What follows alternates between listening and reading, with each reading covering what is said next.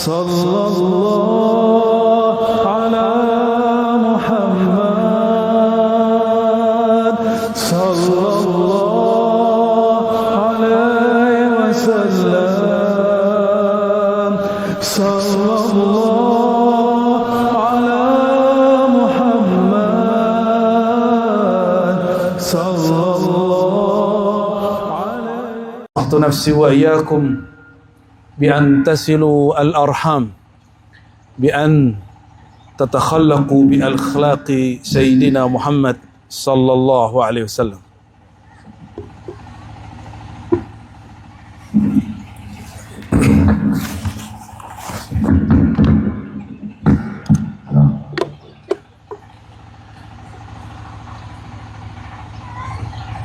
Jemaah Aidul Fitri, barakallahu lakum fi siyamikum wa taqabbala lana wa lakum fima amiltumuhu fi hadhihi syuhur. Jemaah yang dimuliakan Allah, puji syukur kepada Allah Subhanahu wa taala dengan ma'unah, bantuan hidayah dari Allah Subhanahu wa taala. Alhamdulillah, Allah izinkan kita untuk bisa menyembahnya pagi ini, untuk bisa bertakbir memujinya pagi ini. Di dalam hadis Nabi dikatakan, beliau mengajarkan seorang sahabat agar membaca doa, Allahumma inni ala dzikrika. Wahai sahabatku, bacalah doa, ya Allah, bantulah aku mengingat engkau. Maka salah satu ciri orang dibantu oleh Allah, dia dimudahkan mengingat Allah Subhanahu wa ta'ala.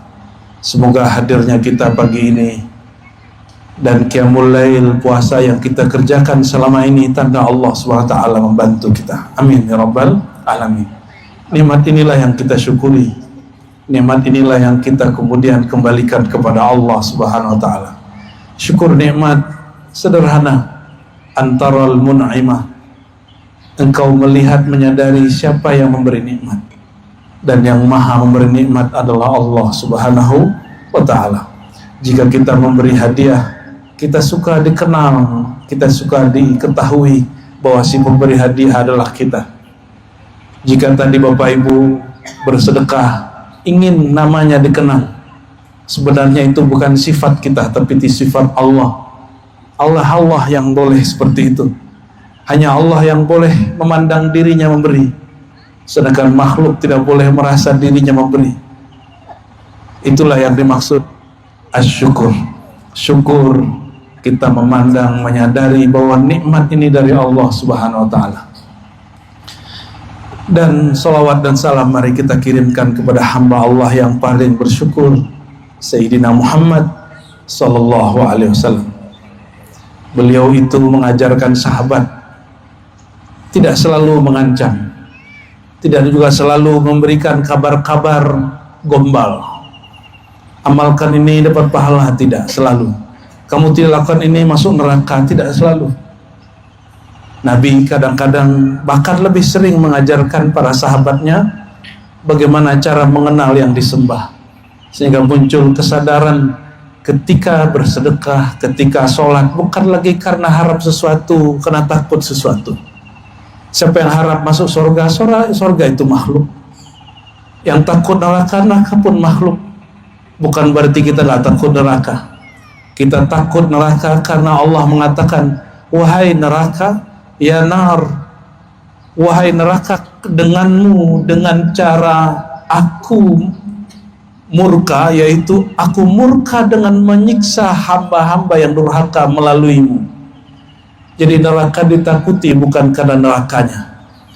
Di waktu kita kecil, orang tua kita mengancam dengan rotan.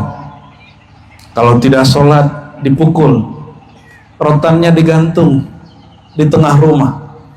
Si anak yang tidak faham apa pentingnya sholat, dia takut kepada rotannya, tidak takut kepada yang punya rotan. Jika yang punya rotan tidak sedang di rumah, si anak tidak sholat karena dia belum tahu rahasianya.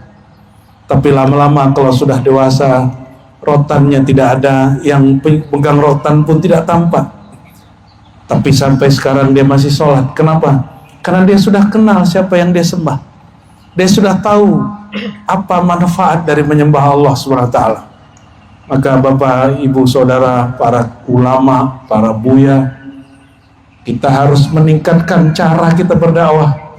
Bukan lagi dengan mengancam, bukan lagi dengan mengiming-imingi sorga, tapi dengan cara mengenalkan yang punya sorga, yang punya neraka, Allah Subhanahu wa ta'ala.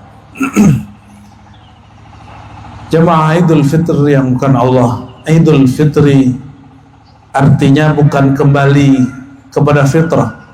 Aid artinya kembali fitr, makan. Setelah sebulan tidak makan pagi ini mulai makan. Bukan Idul Fitrah. Bahasa Arabnya apa? Idul Fitr. Fitr berarti makan, futur. Jadi pagi ini hari raya makan. Hari raya makan. Setelah sebulan tidak makan pagi. Sederhana. Lalu apakah hari ini menang? Belum tentu juga kita menang. Karena Nabi tidak pernah mengatakan ini hari kemenangan, ini hari kembali makan. Namun Nabi mengatakan orang yang berpuasa, orang yang qiyamul lail, kalau Allah terima, Allah ampuni dosanya. Ghafarallahu lahu ma taqaddama min dzambi. Allah ampuni dosanya. Apakah pengampunan dosa itu kemenangan? Jawab sendiri. Apakah itu sebuah kemenangan atau sebuah hadiah? Jemaah yang bukan Allah, maka kita pun harus memperbaiki istilah-istilah kita beragama. Ini hari bukan kembali fitrah, ini hari kembali makan. Maka kalau ada orang sholat sekali sejumat, alhamdulillah. Ada orang sholat sekali setahun, alhamdulillah. Masih ada nur Allah di kalbunya. Kita tidak usah sindir-sindir juga. Sudah mau dia menyembah Allah walaupun sekali-sekali. Siapa tahu nanti berkali-kali, dan dia wafat mati dalam kali-kali itu. Dan belum tentu juga orang yang malam kemarin selalu Idul Qiyamul Lail, Tarawih, yang selalu kemudian berpuasa karena dia merasa suci dengan Qiyamul Lailnya, merasa suci dengan Tarawihnya, merasa soleh dengan puasanya. Tahu-tahu meninggalnya karena merasa soleh. Allah paling benci dengan orang paling merasa soleh. Apa kata Allah dalam hadis qudsi? Kullu bani Adam khatta'un. Semua anak Adam itu pasti punya salah. Tanya ini ustaz-ustaz buya-buya ini, dosanya lebih besar dari orang awam. Karena mereka tahu lalu mereka buat. Apalagi kita. Namun sebaik-baik orang yang bersalah, at-tawwabun, yang mengaku dia salah, yang mengaku dia bukan orang benar. Ini hadis qudsi. Allah tidak berikan pengecualian. Seluruh manusia pasti berbuat salah. Tapi sebaik-baik yang berbuat salah, yang mengaku salah, yang merasa salah. Coba perhatikan ketika Sayyidina Adam terusir dari sorga. Apakah Nabi Adam menyalahkan iblis? Ya Allah, aku terusir dari sorga karena iblis. Apakah Nabi kita, kakek kita Nabi Adam menyalahkan iblis? Tidak. Dia mengatakan Rabbana zalamna, kami yang salah ya Allah. Aku Adam yang salah. Ini Hawa yang salah, bukan salah iblis. Kenapa? Karena syaitan masuk ke masjid tetap syaitan. Maka jika ada kekasih Allah, hamba Allah, masuk ke tempat maksiat, dia tetap hamba Allah. Tapi kalau syaitan masuk ke masjid, dia tetap jadi syaitan. Maksudnya adalah orang baik kemanapun dia diletakkan, dia nggak akan menjadi jahat. Maka benarlah kata Imam Qushairi menukil dari imam-imam terdahulu, ketika kita hendak mensucikan diri dengan cara beruzlah, menjauhkan diri dari makhluk, maka ini pun ada dua model orang. Yang pertama, Dia menjauhkan makhluk karena menuduh makhluk merusak dirinya. Ini banyak kita dengar artis-artis taubat. Lalu kata dia apa? Saya tidak mau lagi kembali ke komunitas yang lama, kawan yang lama, karena mereka membuat aku menjadi penjahat, menjadi pendosa. Dia menyalahkan orang lain karena dosanya. Ini hijrah, tapi tidak sesuai dengan sunnah Nabi Muhammad SAW. Dia hijrah, dia tobat, tapi tobatnya tobat syaitaniyah, tobat dengan cara menyalahkan orang. Maka Imam Qushairi mengatakan, yang terbaik bukan itu. Kenapa engkau beruzlah, engkau menjauhi orang-orang dulu, kawan-kawanmu yang lama? Bukan karena engkau merasa dirusak oleh mereka, tapi tuduhlah dirimu lah yang merusak mereka. Tuduh diri kita yang jahat. Inilah rahasia sir yang diajarkan Nabi Adam, kakek kita semua. Nabi Adam terusir dari sorga, yang dia salahkan dirinya bukan syaitan, bukan iblis. Bapak Ibu jamaah yang makan Allah, oleh karenanya taubat itu ada dua. Ada taubat nasuha, taubat yang tulus, itulah taubatnya Nabi Adam. Ada taubat yang tidak tulus, itulah taubatnya syaitan. Satu kali syaitan, iblis ini datang kepada Nabi Adam, ingin diskusi tapi tidak jadi. Lalu dia undur sampai masalah datang cucu Nabi Adam bernama Musa. Apa kata iblis? Hei Musa, engkau kan pintar. Ternyata iblis pernah sadar, karena iblis itu dari kalangan jin. Jin itu diberikan masa untuk sadar. Wa ma khalaqtul jinna wal insa illa liya'budun. Jin dan manusia dicipta untuk menyembah aku. Mungkin iblis yang dari bangsa jin ada kesadarannya, ada penyesalannya. Datanglah ia kepada Nabi Musa. Hadis Sahih Bukhari. Apa kata iblis?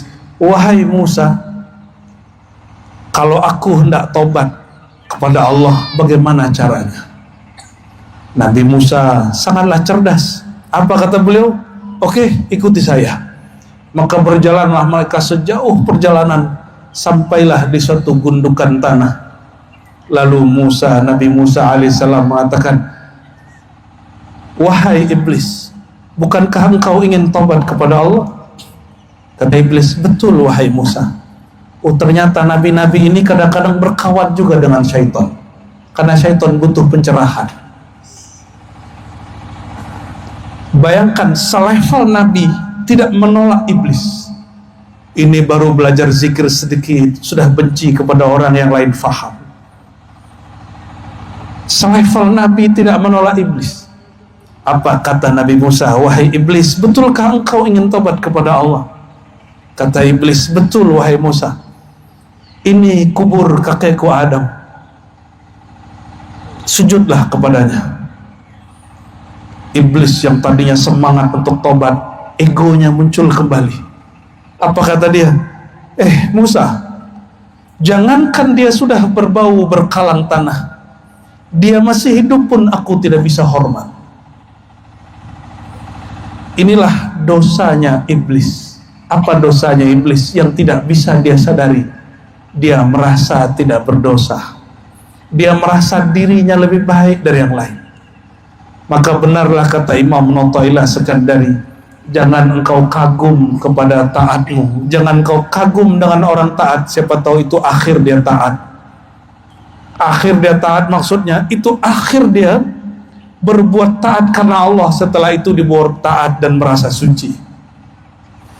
Hati-hati juga, kita nggak boleh benci juga dengan orang maksiat. Siapa tahu itu terakhir dia maksiat, setelah itu dia menyesali maksiatnya. Bapak Ibu Saudara yang bukan Allah, mungkin kita berpikir saya kan nggak ada dosa, karena kita berpikir dosa itu cuma dosa mata, dosa telinga, dosa lisan, dosa kemaluan, dosa ngambil harta orang. Dosa yang paling besar bukan itu.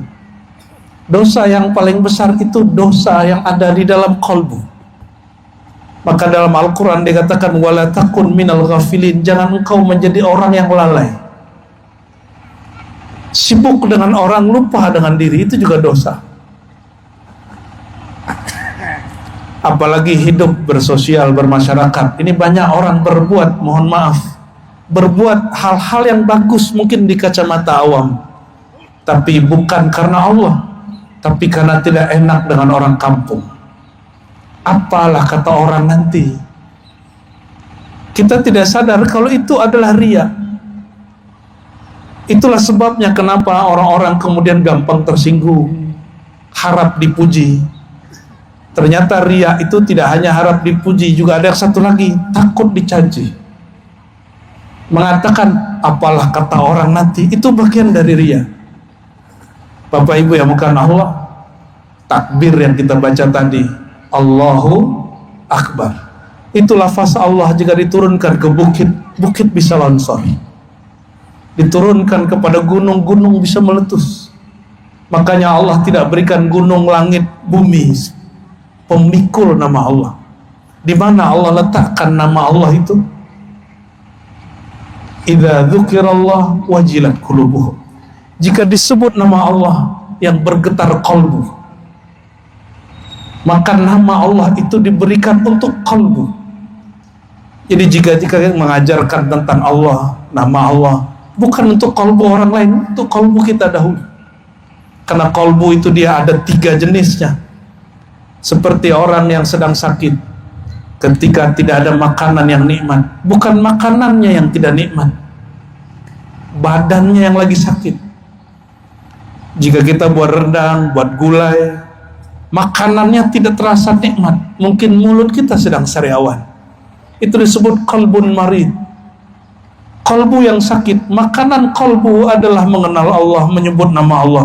Kenapa ada orang terganggu dengan nama Allah, atau kita tidak menikmati nyebut nama Allah? Jangan tuduh orang lain.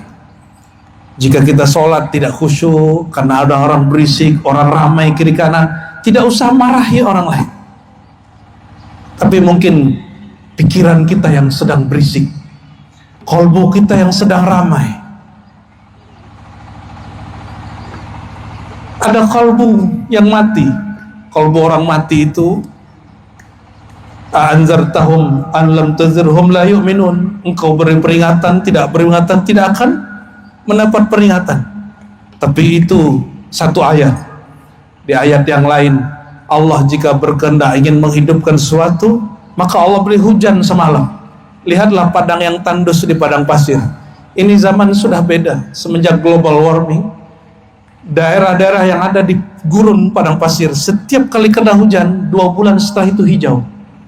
Bayangkan padang pasir sudah tidak ada bibit-bibit yang bagus, beri hujan 2 bulan ada rumput tumbuh. Artinya apa? Semati apapun batin seseorang, jika dihujani terus dengan nama Allah, pasti dan tidak akan tumbuh. Jangan dihujani dengan ancaman, orang temah lari. Jangan dihujani dengan kemudian puji-pujian, nanti dia lupa diri. Bapak Ibu yang bukan Allah, bagian akhir yang mau saya sampaikan, ada kalbu yang sehat. Mana kalbu yang sehat? Kalbu yang sehat, ala bi dzikrillahi tatmainnul qulub. Ketahuilah dengan mengenal Allah, menyebut nama Allah, kalbu bergetar. Maka sebut nama Allah, menggetarkan kalbu, itu indikator cara tanda-tanda kalbunya sehat. Kalau ada kita nyebut nama Allah di dalam diri, lalu terasa nikmatnya, terasa ketenangan nyamannya, insya Allah itu tanda kalbunya sehat. Silakan dicoba sendiri, kalau zikir bisa tahan lama atau tidak. Jika gelisah berzikir, berarti kalbunya sakit, seperti orang sedang diinapkan di rumah sakit, dia gelisah. Tapi jika kalbunya sehat, mainan dan makanan kalbu adalah mengenal Allah. Maka perhatikan orang-orang yang kalau lagi sedang belajar tentang suatu ilmu mengenal Allah, dia bisa duduk 2, 3, 4, 5 jam. Seperti anak-anak main game. Jika dia tahu cara main game, dia lama mainnya sampai lupa makan dan minum. Itu mainan otak, itu permainan pikiran, apalagi permainan kolbu. Mainannya kolbu adalah menyebut namanya, makanannya ruh, mainannya ruh adalah mengenal zat yang menghembuskannya. Inilah yang disebut di dalam Al-Quran yang sering kita baca, ya ayyuhalladzina amanu la tulhikum amwalukum wala auladukum an dzikrillah. Wahai orang-orang yang percaya kepada Allah, kepercayaan kepada Allah ada di kolbu, bukan pada baju, bukan pada kopiah. La tulhikum, jangan sampai kolbumu terlalaikan karena anak-anakmu ataupun hartamu. Kalau disebut anak tentu terbawa emaknya, ibunya sekalian, karena cekcok, karena terlalu cinta, karena emosi dengan keluarga, bisa-bisa orang lupa diri. Dan juga ambal berarti pekerjaan. Maksudnya apa? Orang yang paling sibuk dengan keluarganya itu Rasulullah, karena istrinya banyak. Orang yang paling sibuk dengan pekerjaannya itu Rasulullah. Kenapa? Karena beliau adalah seorang presiden sekaligus, juga panglima sekaligus, juga mengurus zakat. Nabi itu bukan punya kendaraan 1-2. Nabi punya onta 30, punya kuda 20. Satu istri, ada kendaraannya, ada rumahnya, ada ontanya, ada macam-macam. Nabi itu sangat kaya, sangat sibuk, tetapi beliau dengan sibuknya tidak lupa kepada Allah Subhanahu wa ta'ala. Karena lupa, lalai itu di kolbu, kolbunya selalu bersama Allah. Namun Nabi Muhammad SAW tidak merasa dirinya suci. Maka beliau, bayangkan orang yang sudah selalu berjumpa dengan Allah, selalu beristighfar dan mengatakan, innahu la yughanu ala qalbi, sungguh kalbuku kadang juga terganggu. Maka aku minta ampun kepada Allah 70 kali sampai 100 setiap hari. Bapak Ibu Saudara karena Allah, inilah nasihat dari kami. Jika Nabi menyadari, menyesali masalahnya 70 kali setiap hari, kita yang tidak terjamin ini harusnya lebih banyak dari itu. Kesimpulan khutbah kita pada pagi ini, yang pertama, Idul Fitr kembali kepada makan, bukan kembali suci. Kesucian urusan Allah. Dan yang kedua, ciri-ciri orang yang hatinya sehat, disebut nama Allah, hatinya nyaman. Maka kalau ditanya, apakah hatiku sakit atau tidak, sebut saja nama Allah, nyaman atau tidak. Dan yang terakhir, selevel Nabi Musa tidak pernah menolak makhluk paling terlaknat di alam semesta bernama iblis. Maka orang-orang yang hina seperti kita, pendosa seperti kita, jangan jugalah menolak dan menghina orang-orang yang terhina. Siapa tahu kita lebih hina dari mereka. Semoga Allah Ta'ala menerima semua puasa kita, semua qiyamul lail yang pernah kita lakukan. Semoga Allah Ta'ala jadikan rumah tangga, kampung, negeri kita ini menjadi negeri yang penuh berkah, diampuni oleh Allah Subhanahu wa Ta'ala, dijadikan generasi muda kita generasi yang kenal Allah Subhanahu wa Ta'ala. Amin ya rabbal alamin. Fa'tabiru ya ulil absar la'alakum turhamun. Allahu akbar, Allahu akbar, Allahu akbar, Allahu akbar, Allahu akbar, walillahil hamd.